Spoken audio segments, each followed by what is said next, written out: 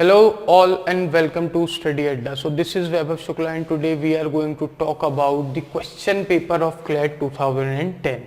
ठीक है, तो देखिए पहले जब हम CLAT 2017, 16, 15, 14, 13, 20 है ना 12, 11, 17, 19 बहुत से क्वेश्चन पेपर हमने किए, तो उसमें हमें किस तरीके के क्वेश्चन मिले, उसमें हमें जो भी क्वेश्चन मिले वो मिले हमारी लीगल रीजनिंग से रिलेटेड। किससे रिलेटेड? लीगल रीजनिंग से रिलेटेड। ठीक है, यहाँ तक बात क्लियर है? ठीक है, किससे मिले? लीगल रीजनिंग से रिलेटेड और लीगल एप्टीट्यूड से रिलेटेड, है ना, और भी वैरायटी मिली हमें क्वेश्चंस की। ठीक कि नहीं मिली? बिल्कुल मिली। आप कहेंगे कि वैरायटी ऑफ क्वेश्चंस सर हमें मिले।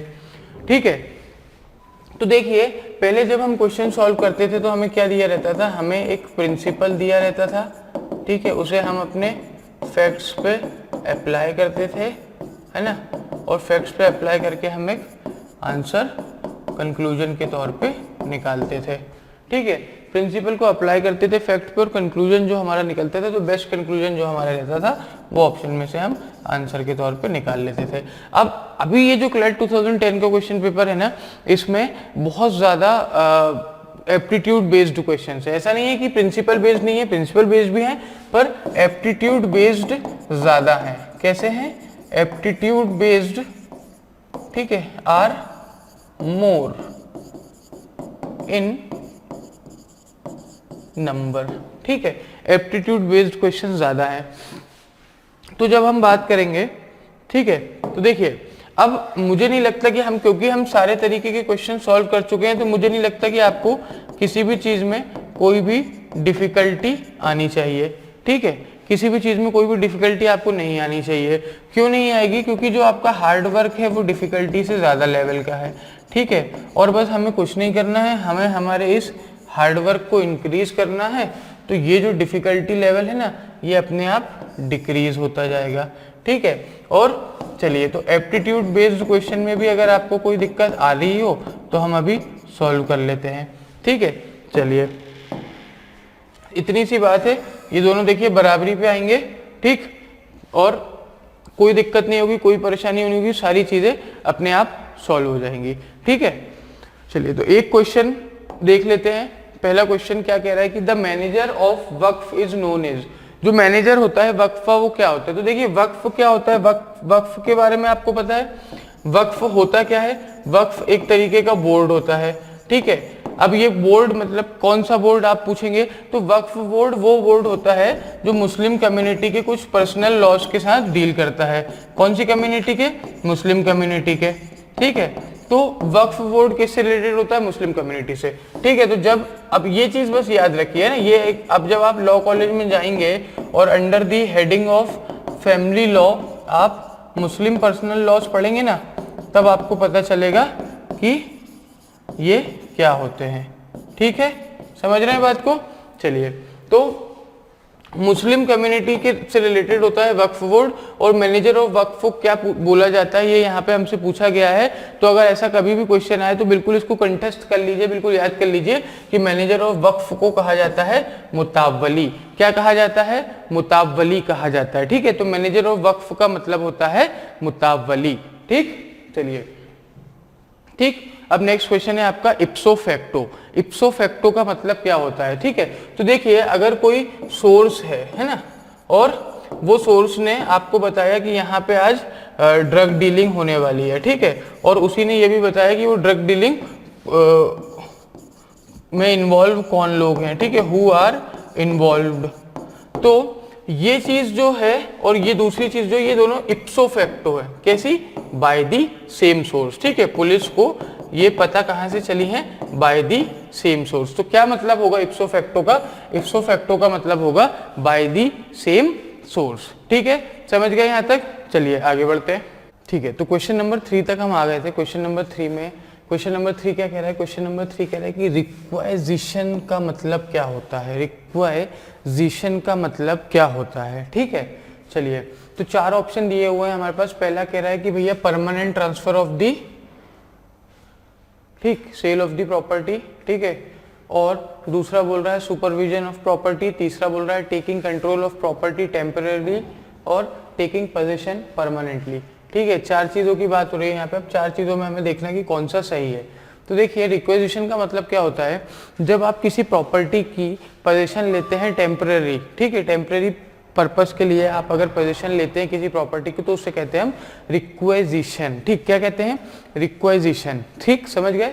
तो हमारा कौन सा ऑप्शन सही होगा? हमारा ऑप्शन सी इसमें सही होगा, जो कि कह रहा है कि भाई किसी प्रॉपर्टी की पोजीशन को टेम्परेरी पर्पस के लिए लेना कहलाता है रिक्वेजिशन। ठीक, चलिए चौथा क्वेश्चन है कोरोबोरेटिव एविडेंस। कोरोबोरेटिव एविडेंस, चलिए जल्दी से एक बार आप चारों ऑप्शंस पढ़िए, फिर हम देखते हैं कि इसका सही आंसर क्या है।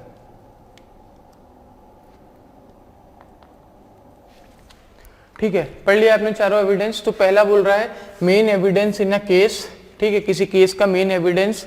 ठीक है, दूसरा बोल रहा है evidence which supports other evidence, कोई एक ऐसा एविडेंस, ठीक है, जो कि दूसरे एविडेंस को सपोर्ट करता हो। तीसरा बोल रहा है evidence that proves the guilt of an accused person, तीसरा बोल रहा है कि भाई कोई ऐसा एविडेंस जो किसी अक्यूज्ड पर्सन की गिल्ट को प्रूव कर रहा हो, ठीक है, उसकी गिल्ट को प्रूव कर रहा हो। और चौथा evidence of a person who supports the accused, ठीक है, किसी पर्सन का एविडेंस जो कि किसी अक्यूज्ड को सपोर्ट कर रहा हो। ठीक, तो main evidence in a case, ठीक, 4 चीजें हैं यहाँ पे हमारे पास। अब देखिए कोरोबोरेटिव एविडेंस का मतलब क्या होता है ना, देखिए जैसे ए है, ए ने बी का मर्डर किया, क्या किया? बी का मर्डर किया ए ने, ठीक है। अब ए इज गिल्टी ऑफ मर्डर, ठीक है। फैक्ट्स क्या है कि वो कह रहे हैं कि ए ने 5:15, ठीक है, इन द इवनिंग, है ना, को कहाँ पे? भोपाल में बी को गोली मारी, ठीक है, ये फैक्ट्स है। अब अगर सी जो है वो ऐसा एविडेंस दे रहा है और कोर्ट में आके कह रहा है कि ये जो ए है ना, ये इस डेट टाइम को भोपाल में था ही नहीं, वो सी के साथ उसके घर में इंदौर में था, ठीक, ठीक है ना, और वो वहां की सीसीटीवी फुटेज भी दिखा रहा है कितने बजे की? 5:10 की, कि ये देखिए 5:10 पे ए ने मेरी बिल्डिंग में एंटर किया। आप बिल्डिंग के मेन गेट का सीसीटीवी देख सकते हैं, है ना। तो ये चीज जो सी प्रूव कर रहा है और जो सी उसके लिए एविडेंस भी दे रहा है, ठीक है, वो क्या कर रहा है? वो उसको कोरोबोरेट कर रहा है, ठीक है, क्या कर रहा है? कोरोबोरेट कर रहा है, ठीक, क्योंकि सिर्फ 5 मिनट में तो पॉसिबल नहीं है कि ए जो है वो कहां से? इंदौर से भोपाल चला जाता, है ना, और भोपाल जाकर के क्या कर देता? किसी का मर्डर कमिट कर देता। क्या ये पॉसिबल है? ये पॉसिबल बिल्कुल नहीं है। तो अगर ये पॉसिबल क्यों नहीं है? क्योंकि भाई इन दोनों के बीच का जो डिस्टेंस है ना, वो कितना है? इन दोनों सिटीज के बीच में डिस्टेंस ही 200 किलोमीटर है, और हेलीकॉप्टर एयरप्लेन से भी 200 किलोमीटर वो नहीं पहुंच पाता 5 मिनट में। भाई लैंडिंग और टेक ऑफ और लैंडिंग में ही कितना? 5 मिनट से ज़्यादा लग जाता। तो ये चीज़ होती है कोरोबोरेटिव एविडेंस, ठीक है, जब आप कोई एक पर्सन एविडेंस देता है और वो सपोर्ट करता है किसको? अक्यूज्ड को, ठीक, तो ये कहलाता है कोरोबोरेटिव एविडेंस। क्या कहलाता है कोरोबोरेटिव एविडेंस? हम समझ गए। चलिए आगे बढ़ते हैं और नेक्स्ट क्वेश्चन देखते हैं। Question number 5, x party decision means a decision given, ठीक, एक्स पार्टी डिसीजन क्या होता है? ठीक, तो देखिए क्या होता है, मान लीजिए ए और बी 2 भाई हैं, क्या है?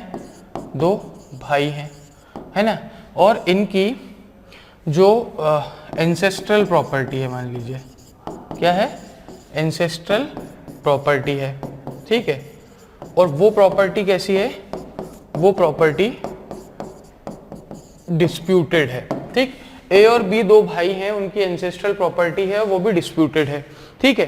अब ए को कोर्ट समन करता है ना, कि भाई आप आइए कोर्ट में हियरिंग के लिए, एविडेंस लाइए अपने जो भी आपको, ठीक है, सिविल प्रोसीजर कोड के तहत आप सारी चीजें हमें बताइए।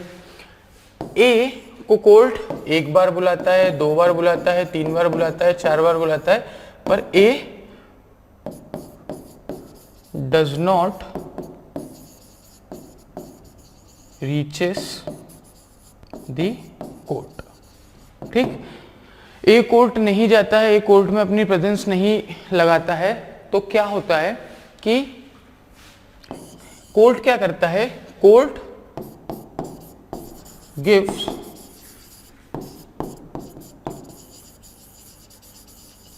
Judgement in favour of B. और कोर्ट क्या करता है, कोर्ट बी के फेवर में जजमेंट दे देता है। और जब बी के फेवर में कोर्ट जजमेंट देता है तो उसके पीछे उसकी रीजनिंग क्या रहती है कि भाई ए नहीं आ रहा था, हम कब तक उसका इंतजार करते, तो हमने जो हमारे पास जितनी चीजें थी उसके बेसिस पे हमने डिसीजन सुना दिया। तो इस डिसीजन को, ठीक है, हम क्या कहते हैं, हम कहते हैं एक्स पार्टे डिसीजन। क्या कहते हैं हम कहते हैं एक्स पार्टे डिसीजन। समझ गए बात को? तो एक्स पार्टे डिसीजन क्या होता है कि एक्स पार्टे डिसीजन का बेसिकली मतलब ही होता है कि जो दूसरी पार्टी है ना उसको बिना सुने या उसकी एब्सेंस में, ठीक है, तो एक्स पार्टे डिसीजन का मतलब क्या होता है, in absence of one party और ओपोनेंट। ठीक है, ओपोनेंट की एब्सेंस में उसकी, है ना, या फिर किसी एक पार्टी की एब्सेंस में जो डिसीजन सुनाया जाता है उसे कहते हैं एक्स पार्टी डिसीजन। क्लियर है यहां तक बात? तो यहां पे जब हम देखते हैं कि after hearing both the parties, ये हमारा एलिमिनेट हो जाएगा। क्यों? क्योंकि एक पार्टी को हियर नहीं करते। विदाउट प्रॉपर प्रोसीजर, नहीं, प्रॉपर प्रोसीजर फॉलो होता है। आफ्टर ऑब्जर्विंग प्रॉपर प्रोसीजर, नहीं, इसका मतलब होता है, क्या होता है, विदाउट हियरिंग दी ओपोनेंट, मतलब ओपोनेंट को, एक पार्टी को बिना सुने ही जो डिसीजन दे दिया जाता है उसे हम क्या कहते हैं, क्या कहते हैं इसे हम कहते हैं एक्स पार्टे डिसीजन। समझ गए यहां तक बात हम? एक्स पार्टी डिसीजन क्या होता है, कोई दिक्कत, कोई परेशानी इसमें नहीं होनी चाहिए। ठीक है, सारी चीजों को हमने विद एग्जांपल बहुत अच्छे तरीके से समझ लिया। ठीक है, और देखिए ये जो क्लैट, हम क्या क्लैट 2010 का क्वेश्चन पेपर सॉल्व कर रहे हैं ना, और इसमें मेजॉरिटी क्वेश्चंस कैसे हैं, ऐसे ही हैं, ऐसे ही मतलब एप्टीट्यूड बेस्ड। ठीक, इनमें आपको यही पूछा जाएगा कि वक्फ के मैनेजर को क्या कहा जाता है, एक्स पार्टी डिसीजन क्या होता है, कोरोबोरेटिव एविडेंस क्या होता है, यही सारी चीजें आपसे पूछी जाएंगी और इसके अलावा कुछ भी आपसे नहीं पूछा जाएगा। ठीक है, पहले जो क्लैट का कंसेप्ट हुआ था वो ऐसा ही हुआ करता था। अब आजकल कैसा आ गया है, आजकल आ गया है लीगल रीजनिंग बेस्ड। ठीक, पहले मतलब अभी 2019 तक लीगल रीजनिंग बेस्ड आता था, और अब कैसा आ गया है, अब तो पूरा कंसेप्ट ही चेंज हो गया है। The concept has been changed. ठीक है, समझ गए बात को हम? ठीक है, कंसेप्ट पूरा का पूरा चेंज हो गया है। चलिए तो आगे बढ़ते हैं और बात करते हैं क्वेश्चन नंबर 6 की। Which of the following constitution is a unitary constitution? Unitary constitution, unitary constitution इनमें से कौन सा है, ये हमसे हमारा सवाल पूछ रहा है। ठीक है, तो हमें 4 ऑप्शन दिए हुए हैं यहाँ पे, कौन कौन से, यूएस से, ब्रिटिश, ब्रिटिश मतलब समझते हैं हम, ब्रिटिश मतलब इंग्लिश, ठीक है, इंग्लिश, इंग्लैंड, ग्रेट ब्रिटेन, जो बोलना है आपको। उसके बाद तीसरा ऑप्शन है इंडियन और चौथा है ऑस्ट्रेलियन। चार कॉन्स्टिट्यूशन है हमारे पास, 4 कंट्रीज के नाम है। इनमें से हमें बताना है कि कौन सा क्या है,